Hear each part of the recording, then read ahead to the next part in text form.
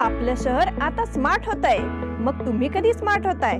Smart न्यूजचे YouTube channel subscribe करा, smart बना। नोटिफिकेशनसाठी bell icon पर क्लिक करा। नमस्कार, मैं ओमकार अंगड़ी। स्मार्ट प्लस के आज के समाचार में आपका स्वागत। सबसे पहले एक नजर आज के सुर्खियों पर।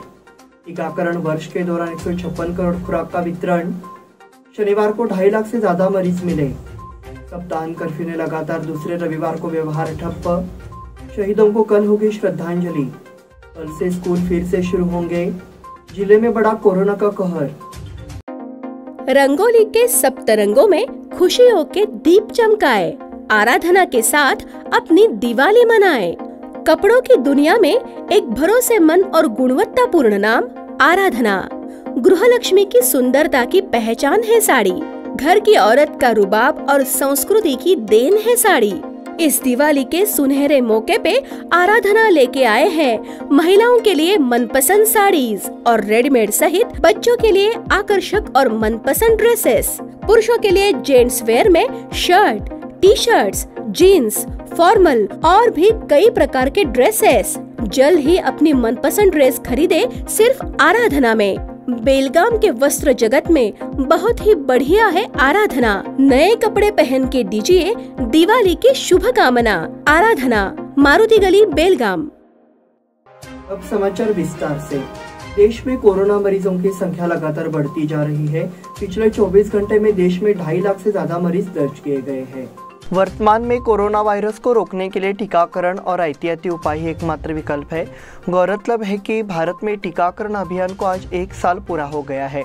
भारत में साल भर में वैक्सीन की 156 करोड़ डोज दी जा चुकी है। इस बीच वाशिंगटन स्थित वैज्ञानिक और वायरोलॉजिस्ट डॉक्टर कुतुब महमूद ने ANI से बात करते हुए ये बात कही। इसलिए कोई भी महामारी स्थायी नहीं है और कोरोना जल्दी समाप्त हो जाएगा, ऐसा उन्होंने कहा। कोरोना हमेशा के लिए नहीं रह सकता और ये खत्म हो जाएगा। यह एक तरह का खेल है और इस खेल में कोई विजेता नहीं है। ये ड्रॉ होने वाला है। एक समय आएगा जब यह वायरस गायब हो जाएगा और हम वास्तव में जीतेंगे। आपको अपने मुखौटे के पीछे छिपने की ज़रूरत नहीं है। आपको इससे छुटकारा मिल जाएगा। मुझे लगता है कि हम इस पल के लिए बहुत करीब है। इस साल जैसे जैसे हम आगे बढ़ेंगे, हम जल्दी इस महामारी से बाहर निकलेंगे, ऐसा डॉक्टर कुतुब ने कहा है। शनिवार को 2.5 लाख से ज़्यादा मरीज मिले। देश भर में कोरोना संक्रमण के मामले तेजी से बढ़ते जा रहे हैं। रोजाना मरीजों की संख्या में भारी इजाफा हो रहा है। इसके अलावा कोरोना रोग से मरने वालों की संख्या में वृद्धि जारी है। एक और जहां कोरोना का संकट है, वहीं दूसरी ओर ओमिक्रॉन की भी समस्या है। इस पृष्ठभूमि में केंद्र और राज्य की स्वास्थ्य प्रणाली हाई अलर्ट पर है और कोरोना संक्रमण को रोकने के लिए सख्त प्रतिबंध लगाए जा रहे हैं। आज लगातार तीसरे दिन देश भर में 24 घंटे में मिले कोरोना मरीजों की संख्या 2.5 लाख से ज्यादा रही। शनिवार को मिले कोरोना मरीजों की संख्या कल की संख्या से 2369 ज्यादा लगती है। इसके अलावा पिछले 24 घंटे में 314 करोड़ संक्रमित मरीजों की मौत हुई है। 1,38,331 मरीज फ्री हो गए हैं। देश भर में 2,68,833 नए कोरोना मरीज मिले हैं। देश में सक्रिय मामलों की संख्या 15,50,377 है, तो दैनिक सकारात्मकता दर 16.28% है। साथ ही 7,743 ओमिक्रॉन संक्रमण की सूचना मिली है।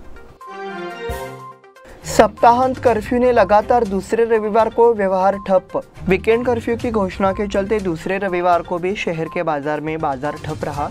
इससे व्यापारी वर्ग को काफ़ी नुकसान हुआ है। नतीजतः नागरिकों का संचार धीमा हो गया था। जिन नागरिकों को अत्यावश्यक कारणों से अपना घर छोड़ना पड़ा, उन्हें पुलिस के सवालों का जवाब देना पड़ा। साथ ही बिना वजह घूमने वाली जमातियों को पुलिस ने खदेड़ दिया। निगम ने बिना मास्क के संचार करने वाले नागरिकों के खिलाफ दंडात्मक कार्रवाई करने के लिए भी कदम उठाए थे। भीड़भाड़ वाली जगह के आसपास का इलाका ओस से ढका हुआ था। शहर से हाईवे की ओर जाने वाले वाहन मालिकों का निरीक्षण किया जा रहा था और मास्क पहनने के निर्देश दिए गए। बढ़ते कोरोना प्रकोप के मद्देनजर लगातार दूसरे सप्ताह शहर को 1 सप्ताह के लिए लॉकडाउन कर दिया गया है। इसके चलते जरूरी सुविधाओं को छोड़कर शहर क्षेत्र की सभी दुकानें बंद रही। शहर के विभिन्न स्थानों पर बैरिकेड्स भी लगाए गए थे। शहीदों को कल होगी श्रद्धांजलि। सोमवार को सीमा युद्ध के शहीदों को नमन किया जाएगा। इसलिए मध्यवर्ती महाराष्ट्र एकीकरण समिति के अध्यक्ष दीपक दलवी ने 17 जनवरी को सुबह 9 बजे हुतात्मा चौक पर मौजूद रहने की अपील की है। हुतात्मा चौक पर कोरोना रूट के सभी नियमों का पालन करते हुए श्रद्धांजलि दी जाएगी। मराठी भाषियों से अपील है कि वे अपना लेन देन बंद रखें और समय पर उपस्थित रहे। एक प्रेस विज्ञप्ति के अनुसार 17 जनवरी 1956 को बेलगाम में गोलीबारी की घटना में मारुति बेन्नालकर, मधु बांदेकर, महादेव बारागड़ी, लक्ष्मण गावड़े और निपानी कमलाबाई मोहिते की मौत हो गई थी। सत्याग्रही बालू नीलजकर, नागप्पा होसुरकर, गोपाल अप्पू चौगुले की जेल में मृत्यु हो गई। इन सभी को सोमवार 17 जनवरी 2022 को सुबह 9 बजे हुतात्मा चौक पर श्रद्धांजलि दी जाएगी। कल से स्कूल फिर से शुरू होंगे। बेलगाम शहर और जिले में कोरोना मरीजों की संख्या बढ़ती जा रही है, लेकिन जिला कलेक्टर ने 7 दिन की छुट्टी के बाद सोमवार से स्कूल शुरू करने का फैसला किया है। छात्रों को स्कूल आने पर फेस मास्क पहनना अनिवार्य है। स्कूल कोरोना के सभी नियमों का पालन करते हुए शुरू होंगे। जिला शिक्षा अधिकारी ने अभिभावकों से अपील की है कि वे अपने बच्चों को बिना डरे स्कूल भेजें। बीमार बच्चों को स्कूल न भेजने की भी अपील की गई है। सोमवार से स्कूल दोबारा शुरू करने की तैयारी पूरी कर ली गई है। पिछले 8 दिनों में सिर्फ छात्रों को छुट्टी थी। शिक्षक स्कूल आ रहे थे, इसलिए छात्रों से आग्रह है कि वे स्कूल भेजते समय घबराएं नहीं। स्कूल परिसर में चलते समय सुरक्षित दूरी बनाए रखें। यही अपील प्राइमरी, अपर प्राइमरी और सेकेंडरी स्कूलों के व्हाट्सएप ग्रुप के जरिए की जा रही है। कुछ स्कूल नगर पालिका द्वारा सैनिटाइजर का छिड़काव कर रहे हैं। ग्रामीण विद्यालयों में सैनिटाइजर का छिड़काव करने की जिम्मेदारी पंचायत प्रभार दिया जा चुका है। जिले में बढ़ा कोरोना का कहर। बेलगाम जिले में कोरोना की तीसरी लहर दस्तक दे रही है और मरीजों की संख्या दिनों दिन बढ़ती ही जा रही है। बेलगाम जिले में शनिवार को कुल 393 मरीज मिले। इससे प्रशासन पर तनाव बढ़ गया है।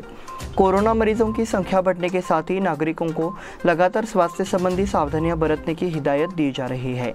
लोगों को लगातार स्वास्थ्य सावधानियों का पालन करने का निर्देश देने के बाद भी इसे नज़रअंदाज किया जा रहा है। फिलहाल रात का कर्फ्यू और सप्ताहांत का कर्फ्यू लागू कर दिया गया है। साथ ही स्थिति नियंत्रण से बाहर होने पर लॉकडाउन जैसी स्थिति उत्पन्न हो सकती है। इसलिए सरकार द्वारा तय किए गए नियमों का पालन करना जरूरी होगा। जागरूकता का काम चल रहा है। प्रशासन ने नागरिकों को एहतियाती कदम उठाने के निर्देश दिए हैं। सामाजिक दूरी, मास्क के उपयोग के मुद्दों पर अधिक ध्यान देने की आवश्यकता है। इस बुलेटिन में वक्त हो गया छोटे से ब्रेक का। देखते रहिए smart plus. Poddar brothers jewellers, a perfect blend of traditional and modern jewelry in North Karnataka, Goa and Southern Maharashtra, serving since 5 generations.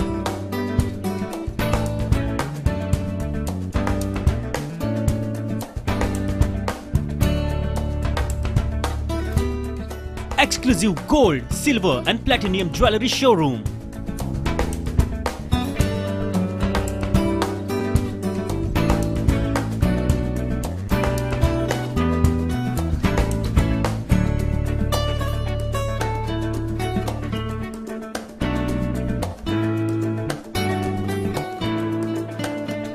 Poddar Brothers, Poddar Sons and Grandsons. Khade Bazar, Belgaum. Call is on 0831 240 5550 or 51 or 52 or 53. Visit us at www.poddarjewelers.com.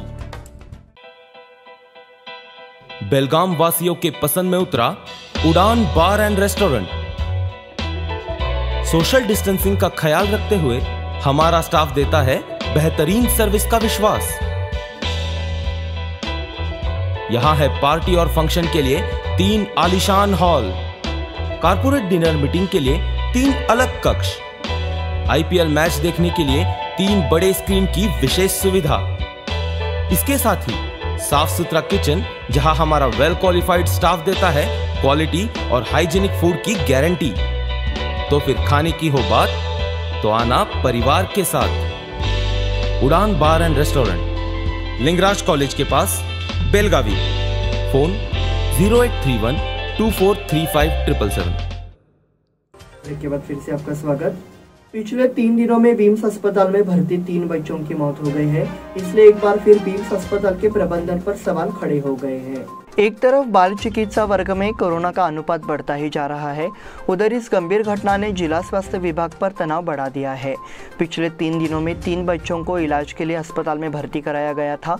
इन बच्चों की उम्र महज 1 साल से 1.5 साल है। परिजनों ने बताया कि अस्पताल में इलाज के दौरान उनकी मौत हो गई। हालांकि इन मौतों के सही कारणों का पता नहीं चल पाया है। माता पिता ने मांग की है कि प्रशासन अस्पताल में बच्चों को दिए गए इलाज का ब्यौरा मुहैया कराए। निपानी में बिना मास्क के पथिक पर पुलिस की दंडात्मक कार्रवाई। निपानी क्षेत्र में शनिवार 15 और रविवार 16 को कोरोना की चेन तोड़ने के लिए 2 दिवसीय वीकेंड कर्फ्यू लगाया गया है। इस पृष्ठभूमि के खिलाफ सभी लेन देन बंद कर दिए गए थे। वीकेंड कर्फ्यू हर जगह जोर पर रहा था। रविवार को धर्मवीर संभाजीराजे चौक निपानी में बसवेश्वर पुलिस स्टेशन के उपनिरीक्षक आनंद केरी केट्टी के मार्गदर्शन में कार्रवाई की गई। जो नागरिक किसी काम के लिए बिना मास्क के 2 पहिया वाहनों पर जाते हैं उनको पकड़ा गया। एएसआई कुंभार सहित पुलिसकर्मियों और प्रशासन ने वाहन मालिकों के खिलाफ अनुशासनात्मक कार्रवाई शुरू की। वाहन मालिकों को समझदारी से मास्क पहनने को प्रेरित किया जा रहा था।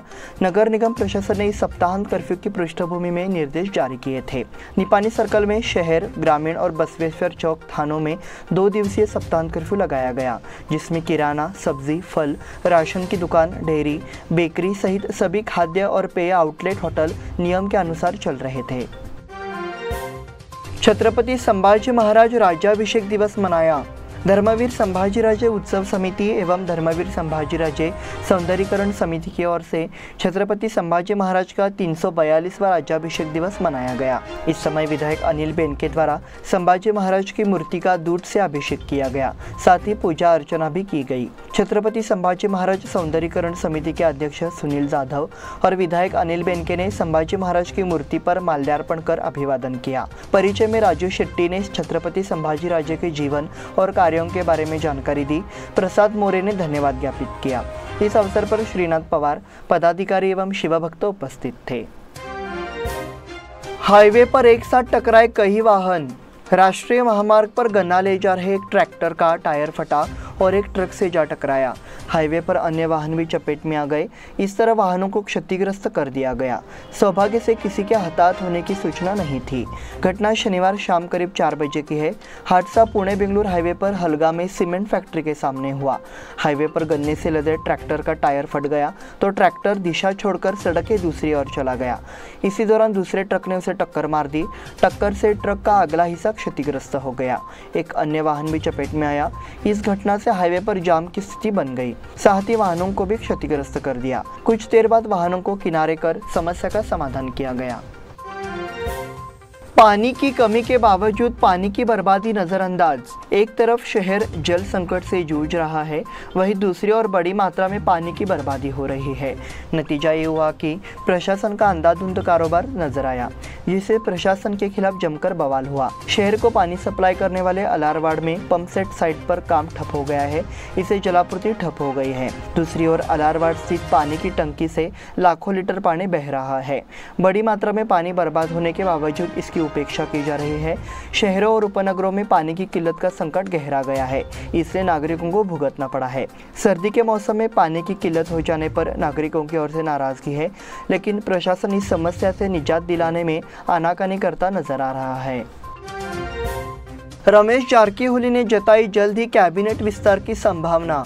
राज्य में चर्चा है कि कर्नाटक राज्य मंत्रिमंडल विस्तार के दौरान मुख्यमंत्री बसवराज बोम्मई पद छोड़ देंगे और कर्नाटक को एक नया मुख्यमंत्री मिलेगा। हालांकि इस अवसर पर बोलते हुए पूर्व मंत्री रमेश जारकीहोली ने कहा कि राज्य में मुख्यमंत्री का कोई परिवर्तन नहीं होगा।